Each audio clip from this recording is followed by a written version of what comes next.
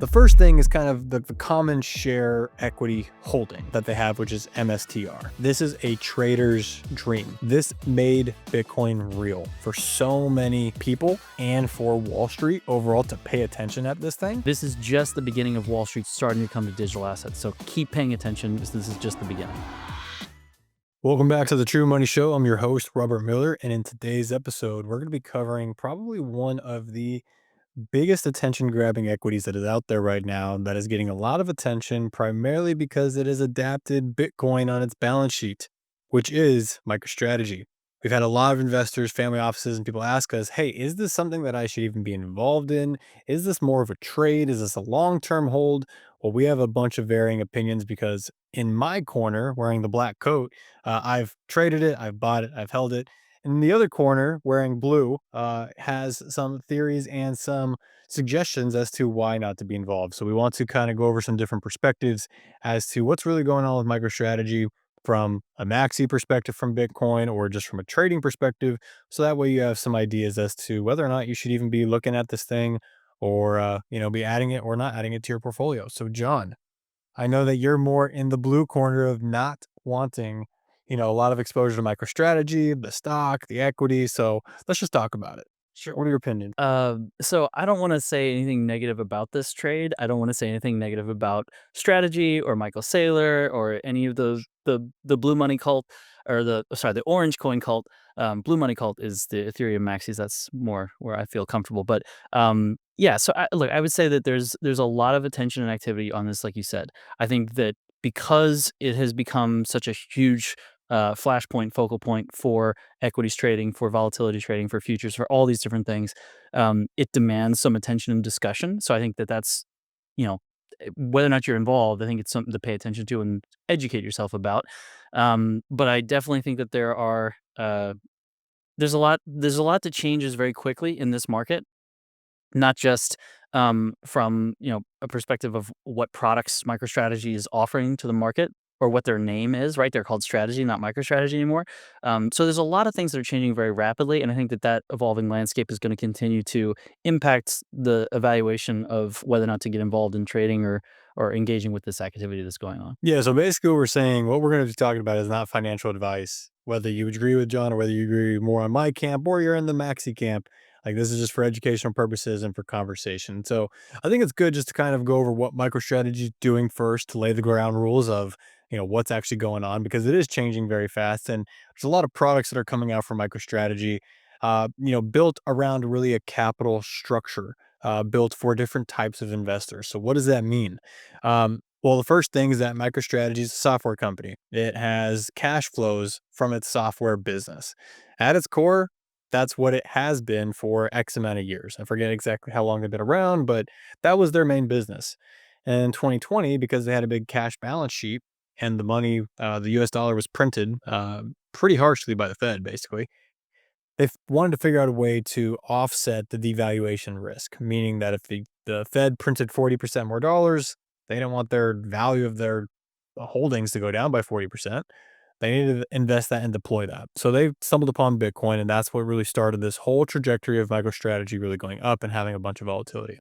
So, what is it that they're really doing? Well, in simple terms, they're buying Bitcoin and putting it on their balance sheet. So any public company can do this with some equities, with some bonds, with some real estate, maybe. But they did it by buying Bitcoin. And at that time, Bitcoin was a lot cheaper. So they had the luxury and the advantage of kind of moving fast, kind of moving soon, et cetera. So they've been able to aggregate now about 553,000 Bitcoin at the time of this recording. But really, what's been happening is that because Bitcoin has appreciated so much, yes, their cash value has, increased for the balance sheet, but then they've also layered in these different products. So that way the security itself of MSTR and the other products that they've offered can be purchased by other people. So most retail investors first started jumping into MicroStrategy, sent the stock through the roof. Then they started announcing different products for a preferred stock offering, a convertible note offering. Actually, the convertible note came first, which is a bond, and then they came out with a preferred stock and then a Series A stock as well. And these different capital structures and these different product offerings allows investors of institutional size, allows sovereign wealth funds, allows really just any mandated pension fund or any fund that's like restricted to have access to Bitcoin's volatility without buying Bitcoin and having to custody it themselves. So that's really the foundation as to what they're doing, and how they're doing it is very creative. You can go watch, the latest financial reports by Michael Saylor and them. But knowing that that's the ground rules, there's some fundamentals that he believes in, Michael Saylor, some of which I believe, and some of which I'm a little skeptical of. And then John obviously has his own camp of kind of what's going on. So the first thing is kind of the common share equity holding that they have, which is MSTR. It's backed by Bitcoin. They sell more and more of it to purchase more Bitcoin. And that, in theory, helps the price go up, and common shareholders have access to that. There is obviously some distinguishing of like, do they really have access to that? That's a whole different conversation. So, for the purposes of just having an open conversation about it, we won't get into the exacts. But that's kind of what people usually think when they hear about MicroStrategy. Now, if we just focus on is Bitcoin the right thing to do this with, that's kind of where John and I may have some differing opinions. So, with that foundation of knowing they have all these financial products and a capital stack built on top of Bitcoin holdings, let's kind of just dissect that first before we go into each one of the holdings. Let's talk about Bitcoin overall. He predicts that it is going to grow at about a 30% growth rate year over year for the next, I think, 20 years, he has mentioned. Let's start first there because that's the thing that underlines this whole entire foundation of capital stacks and structure. Sure. So I think everything you explained is a pretty good assessment of the situation. I think that if you were going to pick anything upon which to build the structure that he has built, Bitcoin would be what you would pick. So I agree with that. I agree with the way he's approached this. I also think that he is probably uniquely suited to have been the person to do this just from the standpoint that he was at the time the longest tenured CEO in the S&P 500 and was having sort of a dark night of the soul as you described during COVID when there was this huge debasement of the currency, increase of the money supply by 40% essentially overnight. And he was also watching his enterprise software business being eaten alive by Microsoft and other competitors. And so he kind of did the homework, as he says, the 10,000 hours of research on Bitcoin to understand it, understand the long-term potential. However, if you boil all this down, he's not a trader, he's not an investor, he is a zealot. If you watch his presentations, he talks about 21 truths of Bitcoin, right? And it's like it really is a religious movement that he has created, and not created, but participated in and become one of the leaders of, right? So I think that's something that's important to understand, and I don't wanna be in the position of arguing against that necessarily because I consider myself a digital asset zealot as well. So I don't wanna necessarily say that I disagree with a lot of these things, but I think it's important to understand the risk associated with this is that if anything comes along to say, you know, to extend the metaphor, knock the Pope's hat off of the orange money cult and the religion of Bitcoin as this, um, global, non-sovereign, digital, immutable store of value.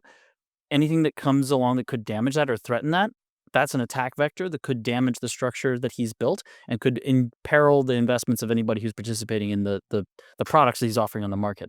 I don't think that the likelihood of that, at least in the near or short term, is material in any way that I can readily see, let's say it that way, but it's not zero, and it is a little bit of a difference of there's not necessarily cash flows, there's not necessarily what you would normally associate with, trading or investment. It's a zealot thing. The projected future growth of the price of Bitcoin is, depreciated based off of history and, I think it's like 60% ARR, uh, for Bitcoin over the course of its history. So he's anticipating that that will sort of taper and but continue to grow. That is a function of a lot of different factors, most of which are exogenous to Bitcoin itself. So what I mean by that is that, and Robbie Mitchnick and I had a discussion about this. He's the head of digital assets at BlackRock, and he kind of made this point that there's only a few things that happen every year or every number of years that fundamentally change or impact the value of Bitcoin or the Bitcoin protocol or the Bitcoin asset itself. And the Bitcoin network is obviously different than the Bitcoin asset. Those are two different things, but like the halving event, for example, is something that directly impacts the Bitcoin asset because it reduces the issuance of new Bitcoin, right? So like that's an example of something endogenous to Bitcoin, the value of Bitcoin. The valuation, right, is different because that is you're denominating Bitcoin in dollars, in rubles, in houses on the US real estate market, right?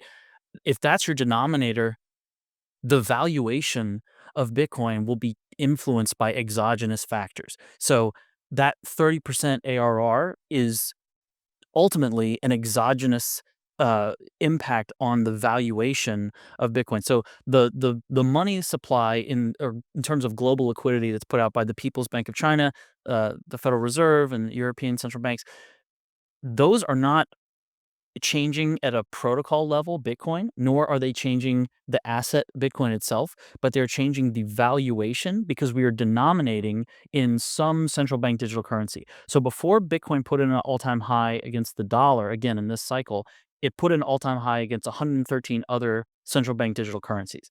So I think these are just some things to understand about this when people are evaluating this. What Saylor is doing is something I think he was uniquely educated and situated to do because of his tenure and his experience. He did the time and research to understand this asset is, the hardest monetary economic asset on the planet currently. Um, but there is a fundamental assumption that that will continue, and then that 30% ARR, it has a history of 60% ARR. The 30% going forward, that assumption may well hold, but that is still an exogenous thing that may be influenced by things outside of the control of Michael Saylor or of Bitcoin itself. For sure, yeah, and definitely Bitcoin being tied to global liquidity is one of the main metrics that everyone in digital assets looks at. It's like, hey, is liquidity going up or down? Because risk on, risk off is a thing in macro markets, especially with tensions rising. Now, it doesn't necessarily correlate with gold, but we've seen a massive rise in gold recently, and so that's driven by a lot of these factors of macro events and actual physical settlement.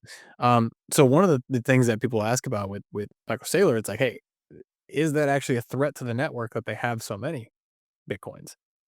And so, to your points as well about like, hey, is this rocket ship going to continue? I've obviously participated, just for full disclosure, equity investments into MicroStrategy. I've purchased some of the yield options that come off of it for some of the ETFs that are participating in call options or put options on it. And I've actually traded options on the actual stock itself. So because I have more of a trading appetite, and I have purchased about a year or so into their program. Obviously, I'm at a pretty good price point. Um, but I love the volatility. Volatility to me, screams being able to trade it, being able to pick stuff up. And so, value investing is only good from a price point perspective because I got in relatively early.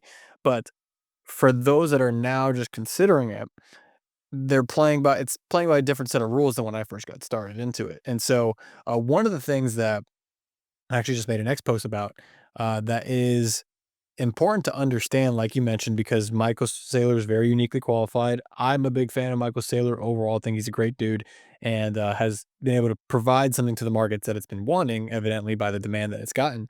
But something to keep in mind now is that there's other entrants coming in.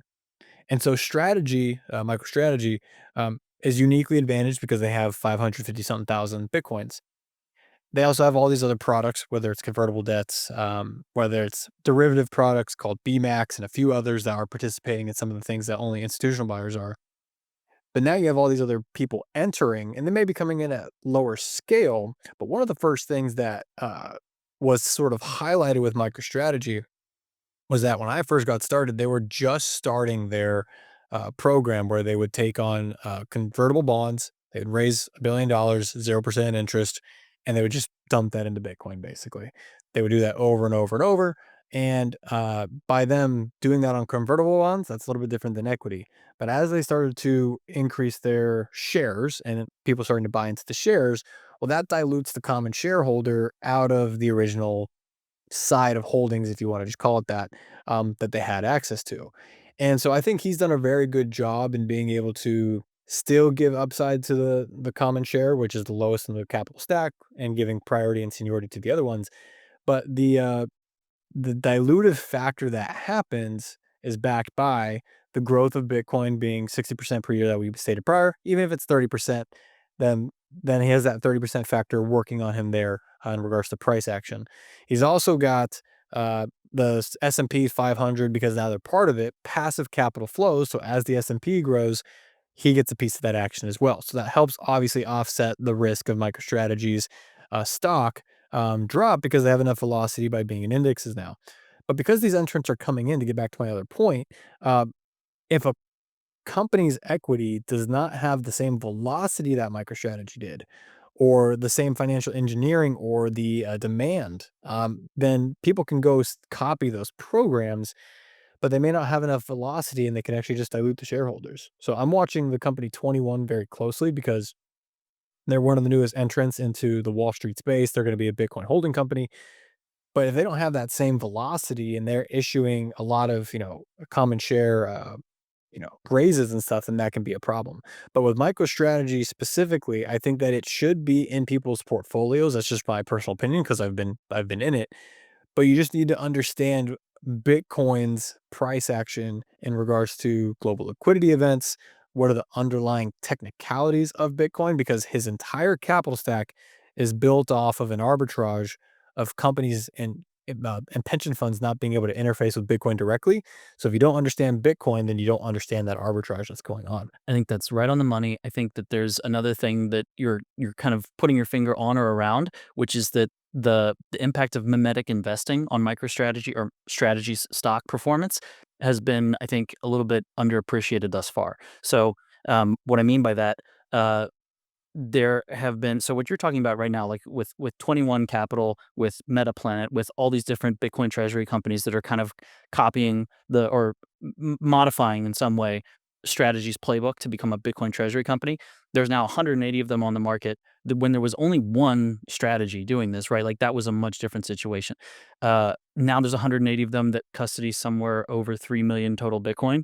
Um, so there are other ways to get exposure to Bitcoin other than paying the huge premium markup for strategy. So I think that regardless of whether or not this works long term, which I'm sure it will, I'm not. I don't think this is going to collapse. I'm not like a massively short strategy person by any means. I think it's trading at a premium right now that has the market has awarded it that premium, and there's been so much economic activity around it, so much volatility, so much attention from so many different parts of the market for so many different reasons. It's gotten that much momentum and attention as a result of the mimetic investing of being the only one on the market, and that is gonna be diluted. The dilutive power of that, of these competitors and copycats, is gonna start to materialize, I think, into the price at some point.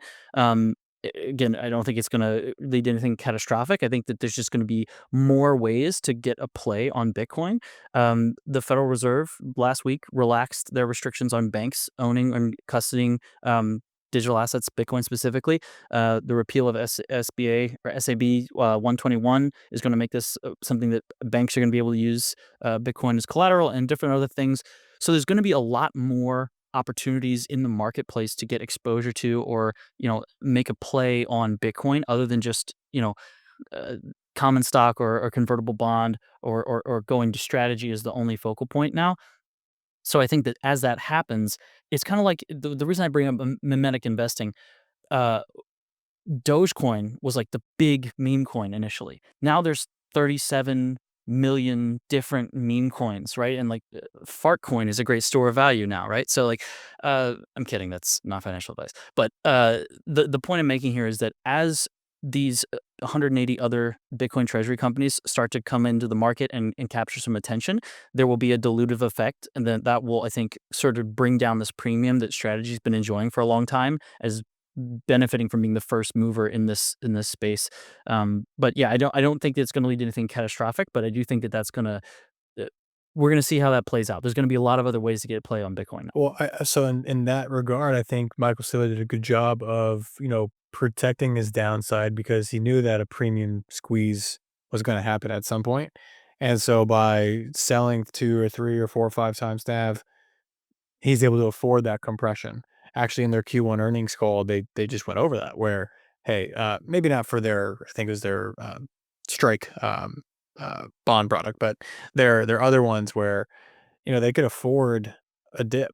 mostly. So the underlying thesis around a company like MicroStrategy, which took Bitcoin and gave investors 6 or 7 different options really to participate in different layers of a capital stack or different uh, risk parts or risk analyses of Bitcoin's volatility. Having those different exposure products um, really comes down to your core thesis in Bitcoin. If you think Bitcoin is going to continue to grow at 40, 50% per year, well, then the MicroStrategy play has enough velocity, has enough volume, has enough of a risk premium, if you will, to continue to charge because they are helping people get more volatility out of that innate move. Even if you believe Bitcoin's only going to go up 20% per year, still you can tap into more volatility by using their products, and their investment options. Now, if you want to have less volatility with Bitcoin, they've created products for that, but less volatility in Bitcoin, then don't buy Bitcoin. That's my opinion because like Bitcoin is a volatile asset. It's a blessing to be volatile. I love trading it. So, if you I obviously I have long-term holds as well, but if you go in it with the wrong approach of not understanding Bitcoin, not understanding the financial models of the projections to grow into some of these products, that make them investment grade or make them junk, then it can steer a lot of people the wrong way. So obviously we love Michael Saylor. I don't think that there's any question on that. Um, but it's very interesting. So as these other people participate, how much dilutive pressure will be on some of these other offerings, we'll have to just see. Right. Yeah. And I think it's something that we're gonna have to, just like you said, just kind of wait and see. I think, like I said, people are gonna have to continue to educate themselves. This is gonna change rapidly though. And like I think that's something that, if you're willing to pay attention to that degree, then, maybe this is something for you. But I really don't think that this is a kind of like just like set it and forget it type of an investment. There's gonna be a lot of continued volatility and just like changes to a lot of these things. For sure. This is definitely, if I had to rate it, this is I mean, more and more institutional buyers can participate in strategy, but this kills two birds with one stone. You got institutional exposure to Bitcoin and you have extreme volatility. I mean, this is a trader's dream in equities and in options and in futures. Like, this is an awesome product to trade, and it's built to have more volatility and strip in a bunch of different ways. So, just understand a lot of times volatile stocks, it's all about which price point you get in at, right? If you bought it a month ago at the time of this recording, you're up 60%. But if you bought it 2 months ago, you could be down by 50%, right? So it's like it's really one of those stocks that you just to pay attention to if you're going to participate in it. But I applaud MicroStrategy and really Michael Saylor for taking the big move because this made Bitcoin real for so many people and for Wall Street overall to pay attention at this thing. And you have a lot of people, like I've had some really cool guests on the show, and even just in personal meetings over the past year and a half saying like, hey, energy people are now coming in. Big people are just coming in. We were just at an event together in St. Petersburg a few weeks ago, literally going over energy and institutional adoption. And that conversation wasn't happening just a few short years prior, and so it's definitely brought it to the forefront. I think there'll be more activity ahead, and like, John said, this is definitely something to keep an eye on if you are gonna participate, but let me ask you this, I'm more in the favor of being able to trade this thing and that kinda stuff. Outside of the fundamentals of the price action or of Bitcoin itself, do you think we could have actually, at the time that he actually did it, do you think we could actually see a 2.0 of strategy with any of these other entrants? I don't think that there can be because he entered at such a unique time with Bitcoin so low. So I want to hear your thoughts as to, why a competitor may be able to compress and maybe squeeze or not. Yeah, I think that's a great question. So first of all, I just want to be on record as also saying Michael Saylor is a hero. I think he's done a lot of wonderful things for Bitcoin and for digital assets. And I don't want to be accused of saying anything to the contrary of that. So to that point, I think he's got a huge advantage as a first mover in this particular niche of the market. I think that there are people that could compete with him if they sought to, but I don't know if anybody's gonna seek to, exactly, right? So, like, I think, like, for example, if Warren Buffett really went out and decided to try to compete with Michael Saylor, I think he could do it, but I don't see that really happening. So it's a question of, like, some people might be able to, but I don't think anybody really who could would necessarily, right? I think that's something that he's probably aware of as well, right? Like, if certain people got it in mind to go ahead and try to crush him. Uh, there's ways that could be done, but I don't really think that that's a likely scenario. It would take so much capital and such a deliberate, targeted effort that I don't really see that as being a highly likely outcome. But that's just it's not a zero probability, but I don't think it's very likely at this point. Interesting. Yeah, because people are comparing MicroStrategy to the whole Luna fiasco, where it's, you have the Bitcoin standard peg thing, and it's definitely not the same thing. And we're not going to go down the Luna rabbit hole, but for those that think that MicroStrategy is the same, it's definitely not. And so, well, cool. Well, thank you for sharing your thoughts, man. And whether you're black corner, whether you're blue corner, let us know in the. I want to say one more thing before we get off of this topic. I just want to call out something you said, that this is the first real thing that's brought Bitcoin to Wall Street. But this has only brought Bitcoin to Wall Street. There is an enormous amount of technology, of value, of things being worked on and developed in the digital asset space that Wall Street still has not even begun to get their arms around. And I think that this is just like an example of the power that can be unlocked from the adoption and application of finance to digital assets, and what it looks like when Wall Street really starts to understand and get their arms around these things. So this is really just the beginning of the beginning. And I think that that's something to not get lost in this shuffle either. Like Michael Saylor knows that he's just getting started. Digital assets are just getting started as well. So I think that's something to keep in perspective in this as well. It's not like you've missed it. It's not, it's over. Right. This is just the beginning of Wall Street starting to come to digital assets. So keep paying attention. This is just the beginning. Yeah, this stuff is not going away. Digital assets going to continue to grow. And so, again, guys, whether you're black corner or blue corner, go ahead and like and subscribe and let us know in the comments whether you're more of a Bitcoin maxi or whether you're more just bullish on the digital asset space, just like John, obviously myself, but I'm a little bit more in favor of some of the MicroStrategy activity going on. But let us know in the comments. And if you find value, like and share with a friend that's interested in digital assets, cryptocurrencies, whether you're an investor, a family office, whether you're just getting started. We'd love to, continue to share value with you guys and hope you learn something from these episodes. So with that, stay tuned, like and subscribe, or I'll see you in the next one.